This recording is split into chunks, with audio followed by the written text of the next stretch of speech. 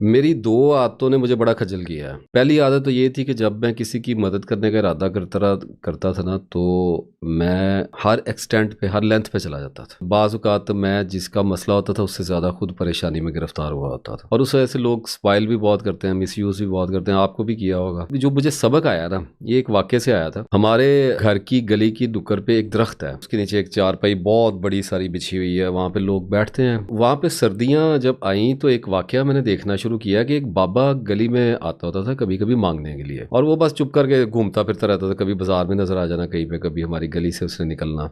मैंने उसको कई दफ़ा खाना-शाना बिठा के वहाँ खिला दिया, और फिर मुझे आहिस्ता-आहिस्ता ये मैंने ऑब्ज़र्व किया कि वो रात को उसी चारपाई के ऊपर लेट के सोने लग गया जो उस दरख्त के नीचे रखी। गर्मियों की तो खैर होती है, दिसंबर आ गया, मैंने अक्सर उसको देखना कि वो चादर सी लेके लेटा हुआ है। एक रात मैं लाहौर से शायद कहीं वापस आया, तो गली में मुड़ने लगा हूँ, तो मैंने देखा बारिश हो रही थी हल्की-हल्की, और बड़ी शदीद सर्दी थी। तो वो लेटा हुआ है उस चारपाई के नीचे, और बारिश हो रही है, और उसने वही पतली सी चादर ली हुई है, और उसके ऊपर एक शापर वाला जो होता है ना, आमतौर पे लटकाया होता है सर्दी से बचने के लिए, वो उसने लिया हुआ है। वो टूटा-फूटा सा, कहीं से फटा हुआ भी था।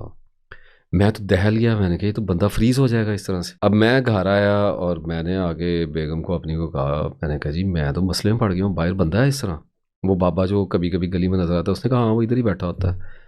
मैंने कहा वही वाला है, तो वो इस तरह सर्दी में लेटा, वो भी परेशान हो गई। उसने कहा फिर आप क्या करें? मैंने फिर फैसला ये किया कि आज रात तो इसकी मैं पहले निकलवाऊँ ना किसी तरीके से। मैंने वापस गया, मैंने उसको हिलाया, तो वो कहाँ सो सकता है बंदा इतनी सर्दी में। उठा और मैंने उसे कहा कि बाबा जी इतनी सर्दी में कैसे लेटे हुए हैं? उसने कहा बस जगह यही है मेरे पास लेटने के लिए। बेबस वो भी हुआ था उस वक़्त। मैंने कहा आप मेरे साथ आ जाएँ, मेरा ऑफ़िस है, 5-6 गलियाँ छोड़ के ही था, तो मैं आपको वहाँ पे ले लेता हूँ, आप रात वहाँ पे गुज़ारें, सुबह देखते हैं क्या करना है। कहता नहीं, नहीं। मैंने कहा नहीं आप चलें। मैंने थोड़ा ज़िद की तो बैठ गया गाड़ी में। मैंने घर से एक रज़ाई ले ली, एक गद्दा ले लिया, एक तकिया ले लिया, और मैं उसको ले गया। मैं गया ऑफ़िस खुलवाया, और वहाँ पे मैंने उसको लुटा दिया। मैंने बाबे का थोड़ा-सा इंटरव्यू किया, तो कहता जी कि जब मैं हड़प्पे का हूँ, तो वो कहता है मेरे बच्चों ने मुझे घर से निकाल दिया, बेटे हैं तो बहुएँ मुझे रहने नहीं देती हैं, बीवी मेरी मर गई है, फ़ौत हो गई है। तो मैं अब ऐसी गलियों में फिरता हूँ, 2 साल हो गए हैं। अभी सर्दी बहुत है तो बड़ा मसला हो रहा है। तो मैंने कहा बाबा जी आप ऐसे करें कि ये जो सर्दियाँ हैं ना, ये आप मेरे ऑफ़िस में गुज़ार लिया करें, और ये जो ऑफ़िस का मेरा लड़का है ना, ये सुबह आपको नाश्ता ला दिया करेगा, नाश्ता आप कर लिया करें। तो कहता बाकी मैंने सुबह निकल जाया करना है, मैंने ना शहर में फिरना होता है। मैंने कहा वो कोई नहीं, it's your business, none of my business. आपने जो करना है करें, शाम को आप आ जाया करें, 6 बजे हमने बंद करना होता है, 7 बजे तक। तो आप मगरिब के टाइम आ जाया करें, आपको रात का खाना खिला दिया करेगा बच्चा, तो उसके बाद आप खा के आप सो जाएँ। हम ऑफ़िस बंद करके चले जाया करेंगे। सुबह जो है वो लड़के ने आना होता है 8 बजे, साढ़े 8 बजे, तो आपको नाश्ता करा के you are free to go. उसने कहा जी ठीक हो गया। अब वो 4-5 दिन के बाद एक दिन जो ऑफ़िस का, तो मेरा बच्चा लड़का था, बड़ी देर से मेरे साथ है, वो मेरे पास बैठ गया। उसने मुझे कहा कि जी बात सर जी ये है कि बाबा ना थोड़े लक्षण इसके ठीक नहीं है। मैं सुबह नाश्ता लेके आता हूँ, ये मेरे से लड़ाई करता है। ये मुझे कहता है मैंने दही खाना है, मुझे पराठा देसी घी वाला ला के दो, मुझे साथ में कोई बीफ का गोश्त ला के दो, आज मैंने ये सब्ज़ी नहीं खानी, ये चने क्यों उठा के ले आए हो, ये मैंने नहीं खाने, पराठा ठंडा क्यों हो गया है।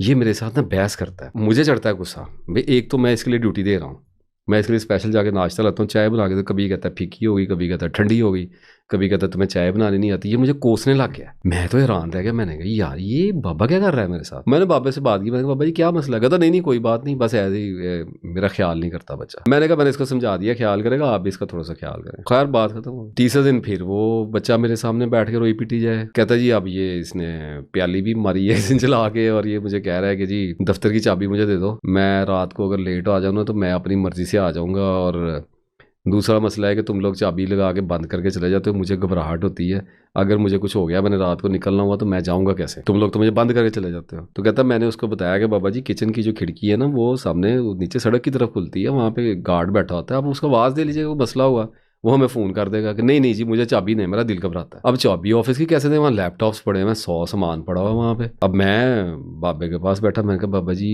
ए की मसला है ਤੁਹਾਡਾ की कर रहे हो? तो बाबा मेरे साथ बहस करने लग गया कि चाबी चाहिए, मैं इंसान हूँ, तुम लोग मुझे जानवर की तरह बंद करके चले जाते हो, तुम लोगों के अंदर अकल नहीं है, ये वो जालिम हो वो। मैं तो हैरान परेशान। मैं घर तो आ गया, परेशानी मुझे लग गई कि ये कोई प्रोडक्ट मेरे पास डिफरेंट आ गई है। 2 दिन गुजरे जी, उसके बाद बाबा जी ने एक नया काम शुरू कर दिया। वो ऑफिस के जो टीम थी मेरी, वो मुझे लेके बैठ गई। उन्होंने कहा जी ये आपने क्या मुसीबत हमारे गले डाल दी। मैंने कहा अब क्या हुआ? कहने लगे जी ये वॉशरूम यूज करते हैं ना साहब, तो ये एक तो खड़े होकर पेशाब करते हैं, और दूसरा ये छींटे इनके इधर उधर गिरते हैं, और ये पानी भी नहीं गिराते ना, ये नहाया है, इसको 10 दिन हो गए आए हुए, ये नहाया भी नहीं। हमने इसको कई बार कहा है कि वॉशरूम में स्मेल आने लग गई है, कम से कम चलो नहा तो लो, इसके गद्दे में से स्मेल आ रही है, कपड़े ये बदलता नहीं है, इसका क्या करना है। और मैं वाकई ऑफिस में जब मुझे ये बातें बताई तो मुझे फील होना शुरू हो गया कि स्मेल आ रही है, अजीबो-गरीब वहाँ पे मामला। मैं फिर बाबे के पास बैठा, मैं कहा बाबा क्या मसला है तुम्हें? तो मुझे आगे से कहने लगा कि मुझे कहते हैं नहाओ भला, मैं इस ठंडे पानी मौसम में नहाता हूँ। मैंने कहा लगा हुआ गर्म पानी करके देंगे, नहा लो, इसमें कौन से मसले वाली बात है? हफ्ते बाद नहा लो, 5 दिन बाद नहा लो, नहाना तो पड़ेगा, 10 दिन हो गए, ये क्या तरीका है? और दूसरा खड़े होकर पेशाब क्यों करते हो? कि मुझे मेरी आदत है ऐसे। तो मैंने कहा पानी क्यों नहीं कराते? बस मेरे से नहीं कराया जाता। अब ये सारी सूरत हाल जब मैंने देखी तो मुझे उस वक्त सबसे पहले तो ये समझ आई कि इसको घर से क्यों निकाला। उसके बाद दूसरी मुझे समझ आई है कि मैं जो इसका पिताश्री बनने की कोशिश कर रहा हूँ और इसके चक्कर में जो मेरी टिंड हो रही है, मुझे ऐसे लगने लग गया वो 1 हफ्ता और हमने गुजारा उसके साथ बड़ी मुश्किल से। मुझे ये समझ आई है अगर ये 1 हफ्ता मजीद और रह गया ना तो इसने ऑफिस में बैठ जाना, हमने बाजार में मांगने के लिए निकल खड़े होना है। हमारी हालत नहीं ऐसी होगी, सारी टीम परेशान हो गई, हम लोग परेशान हो गए। फिर ऑफिस प्लाजे वालों से बात की, एक ऑफिस साथ वाला खाली था, वो रेंट पे लिया, उसमें इन साहब को शिफ्ट किया और वहाँ से प्लाजे वाले हफ्ते बाद 10 दिन बाद मेरे पास आ गए। उन्होंने कहा जी स्मेल पूरे कॉरिडोर में आ रही है, ये बंदा कर क्या रहा है? इसका क्या मैं आपको बताऊं, वाशरूम ये साफ़ ही नहीं कर रहा है, वो ऐसे ही गंद पड़ा हुआ है सारा कुछ, और स्मेल आ रही है, और ये तो आप निकाल लें इसको बाहर, आपने कहाँ से इसको रख लिया है? और आप यकीन करें कि वही बाबा था जिसको मैं एक सर्दियों की रात में ठिठरता हुआ लेके आया, और वही बाबा था कि जिसको खड़ा होकर मैं ये कह रहा था कि बाबा जी तुझे तो चले जाओ, मैं तो नहीं रख सकता। और वो मुझे लानतें भेजता हुआ जा रहा था कि तुम मुझे लेके क्यों आए थे अगर तुम मुझे संभाल नहीं सकते। मुझे तो ज़िंदगी में कभी किसी ने मेरी खिदमत नहीं की है, हालांकि मैं तो बड़ा सादा इंसान हूँ, मैं तो शरीफ आदमी हूँ। तुम लोग जलील कर रहे हो मुझे, ला के पहले लाए हो, आप मुझे निकाल रहे हो। फिर मैंने कहा बाबा जी तुम 3-4 हज़ार 5 हज़ार जो भी मुझे समझ आया मैंने उसको दिया, और वहाँ से उसको बड़ी मिन्नत तरले करके मैंने 2 घंटे लगा के उसको मैंने वहाँ से भेजा। और मैं रात को जब घर आया तो उसी 4 पे फिर लेटा हुआ था। यहाँ से ना इस वाक्य के बाद एक मैंने अपनी चीज़ ठीक कर ली, राज़िक अल्लाह ताला है। आप किसी की मदद कर सकते हैं, किसी को आप पाल नहीं सकते, आप किसी की ज़िंदगी का पूरी की पूरी ज़िंदगी का बोझ नहीं उठा सकते अपने ऊपर। ये पहले मेरे अंदर एक ख़ता होती थी, मैं बहुत लंबी लेंथ तक चला जाता था। उस वक्त के बाद से 5 साल हो गए मुझे ये बात समझ आ गई कि आप मदद जो है वो आप जितनी कर सकते हैं, जितना अल्लाह ने आपको मुकल्लफ़ किया है उतनी ही कर सकते हैं, या उससे कुछ हद तक ज़्यादा, और कुर्बानी की हद में भी आप जा सकते हैं।